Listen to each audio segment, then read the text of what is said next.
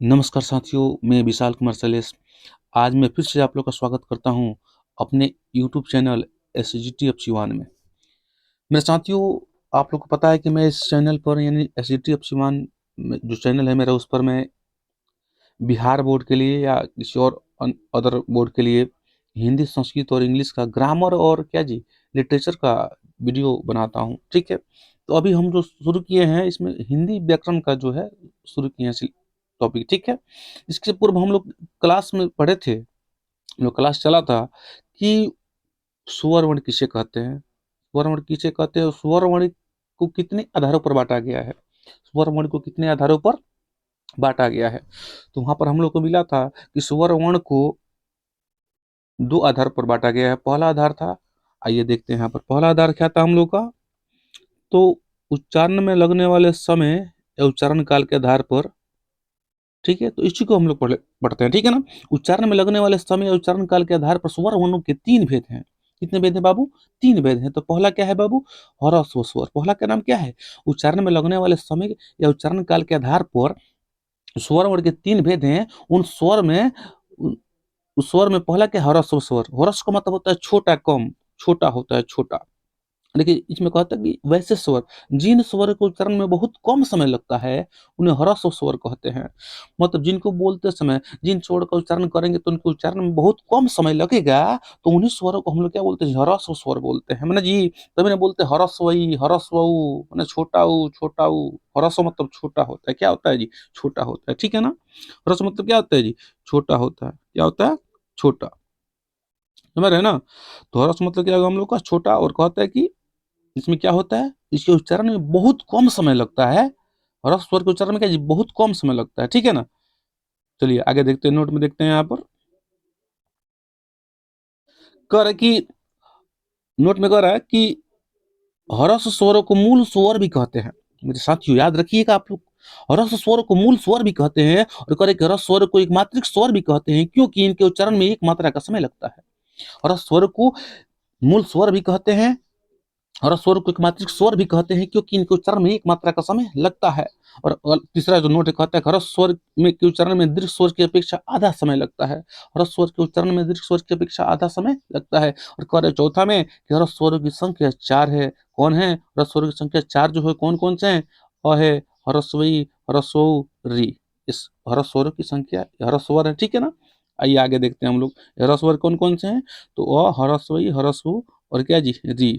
ठीक है, चलिए आगे देखते हैं। उसके बाद है हम लोग का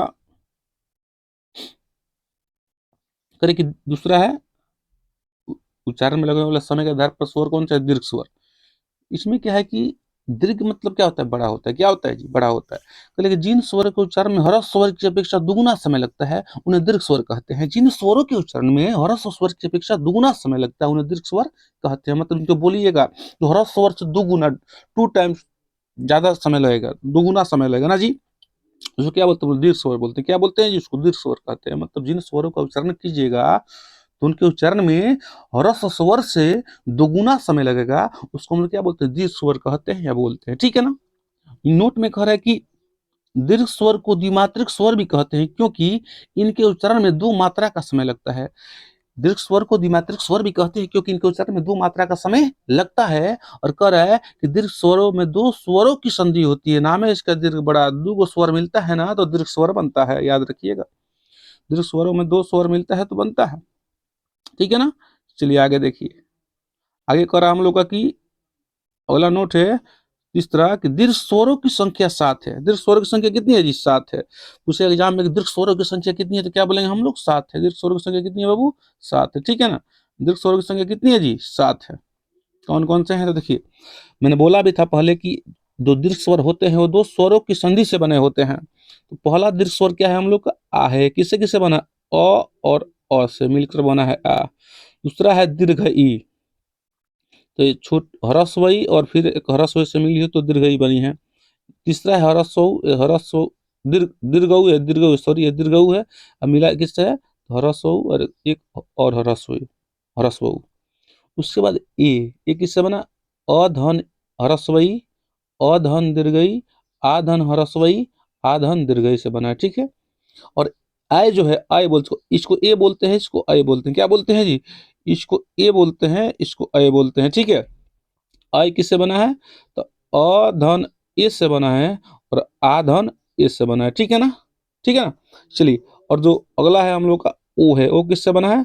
तो अ धन हरस्व उ और आ धन हरस उ, आ धन दीर्घ उ। वो किससे बना है? आ धन ह्रस्व उ, आ धन ह्रस्व उ, आ धन दीर्घ उ, अ धन ठीक है ना? चलिए, उसके बाद हम लोग का अ, अंतिम लगा है जी ओ। ये किससे बना है? आइए देख लेते हैं, इसको बढ़िया से समझ लेते हैं, क्योंकि समझना पड़ेगा बेहतर करने के लिए। और किससे बना? अ धन ओ से, आ धन ओ से, अ धन औ से और आ धन औ से। ठीक है ना? आ धन औ से बना है। ठीक है, करे कि यहाँ पर दिया है, समझ सकते हैं हम लोग कि ये जो है टॉपिक हम लोग को यहाँ पर समझना है। ये जो है हम लोग का, इसी में ध्यान दीजिएगा आप लोग मेरे साथियों। इन्हीं में दीर्घ स्वरों में ही, दीर्घ स्वर जो सात है उन्हीं में ही एक को, एक मिनट रुकिए, उन्हीं में क्या जी, उन्हीं में हम लोग ए को, ऐ को, ओ को तथा औ को संयुक्त स्वर भी कहते हैं। क्या कहते हैं जी? संयुक्त स्वर भी कहते हैं। याद रखिए, क्या कहते हैं जी? ए ऐ ओ तथा ओ को हम लोग दीर्घ स्वर में, जो ए ऐ ओ तथा में ना, उनको क्या बोलते हैं? संयुक्त स्वर बोलते हैं। ठीक है ना? इसको ध्यान में रखना है। ठीक है, उनको क्या ध्यान में रखना है। आगे देखिए, आइए अगला जो टॉपिक है, कह इसमें कि यहाँ पर दिया है, देखिए अगला जो टॉपिक है हम लोग का, कि जो ह्रस्व और जो दीर्घ का अंतर है उसको समझते हैं। ठीक है ना? उसको समझते हैं हम लोग। ठीक है, भली बात ही समझते हैं। चलिए, करे कि ह्रस्व स्वर और दीर्घ स्वर में लगने वाले समय को इन शब्द के उच्चारण से समझा जा सकता है। यहाँ पे ह्रस्व उच्चारण है, यहाँ पे दीर्घ उच्चारण है। ये कम है तो इसमें ह्रस्व का उच्चारण है, काम में दीर्घ का उच्चारण है, क्योंकि आ की मात्रा है। बल में अ की मात्रा है, यहाँ पर बाल में आ की मात्रा है, दीर्घ का उच्चारण है। दिन में ह्रस्व ही है, मतलब ह्रस्व उच्चारण है। और दिन मत, यहाँ जो दिन है इसमें क्या है जी? दीर्घ ही है, मतलब दीर्घ उच्चारण है। यहाँ उस में ह्रस्व उ है, यानी ह्रस्व उच्चारण है। यहाँ उस में दीर्घ उ है, यानी दीर्घ उच्चारण है। यहाँ सूत में ह्रस्व उच्चारण है, क्योंकि छोटा उ ह्रस्व उ है। यहाँ पर इस सूत में दीर्घ उ है, यहाँ यानी क्या जी? ये दीर्घ उच्चारण है। ठीक है ना? चलिए आगे बढ़ते हैं और देखते हैं यहाँ पर टॉपिक क्या हम लोग का। चलिए, उसके बाद है हम लोग का टॉपिक तीसरा, जो है उच्चारण में लगने वाले समय के आधार पर जो तीसरा स्वर है उसको बोलते हैं प्लुत स्वर। क्या बोलते हैं? प्लुत स्वर। कहते हैं कि जिस स्वर के उच्चारण में दीर्घ स्वर से भी ज्यादा समय लगता है उससे प्लुत स्वर कहते हैं मेरे साथियों। जिस स्वर को जब जिसका जो उच्चारण कीजिएगा तो उसको उच्चारण में दीर्घ स्वर से भी ज्यादा समय लगता है, उस समय क्या बोलते हैं? प्लुत स्वर कहते हैं। ठीक है ना? नोट में कह रहे हैं कि प्लुत स्वर को त्रिमात्रिक स्वर भी कहते हैं। दूसरा नोट है, प्लुत स्वर को किसी का प्रयोग, पुरुष स्वर का प्रयोग किसी को देर तक पुकारना या नाटक संवाद में होता है। किसी को देर तक पुकारना होता है या नाटक संवाद होता है ना, तो उसमें इसका प्रयोग करते हैं। तीसरा है, प्लुत स्वर का प्रयोग वैदिक मंत्रों में भी होता है। और चौथा है, प्लुत स्वर के लिए 3 का अंक लगाया जाता है। 3 मतलब 3 गुना आवाज। जैसे बोला ओम, ऐसे ओम बोला ना, ओम होता है। ठीक है ना? ये समझना हम लोग को। ठीक है, हो गया हम लोग प्लुत। आगे देखिए, जो अगला टॉपिक क्या है कि जाति के आधार पर, हम लोग पढ़े थे जाति के आधार पर कितने होते हैं। तो दिया है दूसरा हम लोग का, जाति के आधार पर स्वर वर्णों के 2 भेद हैं। जाति के आधार पर स्वर वर्णों के 2 भेद है। पहला आधार क्या है बाबू? सजातीय, या इसी को बोलते हैं सवर्ण। दूसरा है विजातीय या असवर्ण। ठीक है, तो पहले हम लोग जान लेते हैं सजातीय क्या होते हैं। ठीक है ना? इसके नाम से मालूम चल रहा है जो एक जाति का है। सजातीय मतलब क्या? जो एक जाति का है। दिया है सजातीय स्वर में अ, आ, ह्रस्व ई दीर्घई, ह्रस्व उ दीर्घ उ आदि के जोड़े। ये जोड़े जो है ना, अ और आ का जोड़ा है। यहाँ पर छोटी बड़ी का जोड़ा है।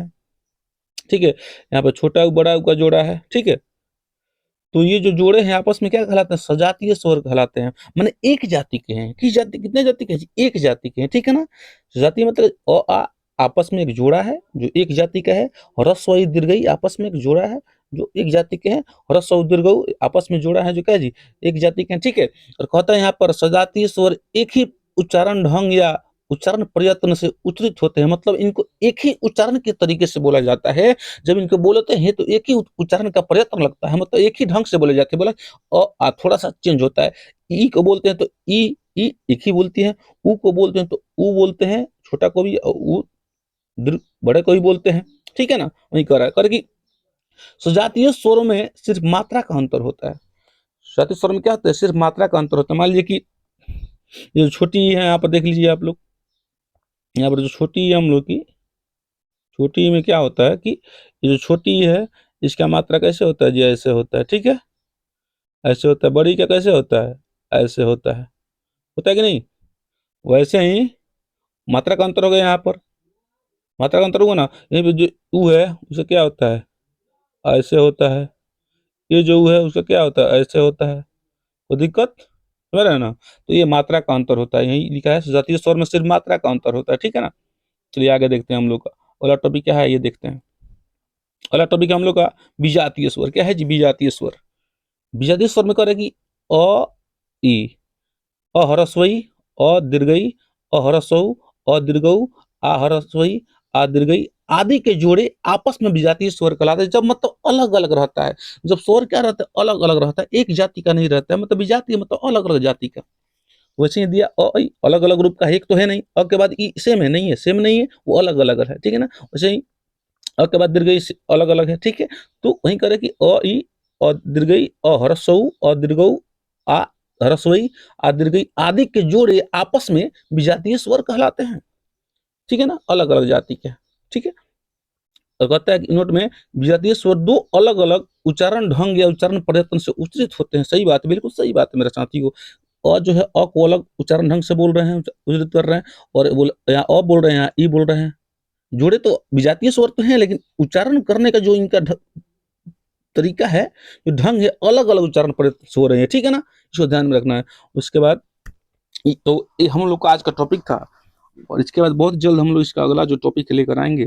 और यहाँ पर एक नोट है आप लोगों के लिए कि हिंदी व्याकरण कंप्लीट पीडीएफ नोट्स के लिए 9576416184 पर व्हाट्सअप करें, ठीक है। और इसका पीडीएफ नोट्स चाहिए आप लोगों को, ठीक है। तो इस आप लोग इसको नोट्स बना लीजिए या स्क्रीनशॉट भी ले सकते हैं, आप लोग के लिए अच्छा रहेगा फ्यूचर के लिए, ठीक है। और एग्जाम की अच्छे से तैयारी कीजिए। आज के लिए इतने, मिलते हैं अगले वीडियो में। जय हिंद।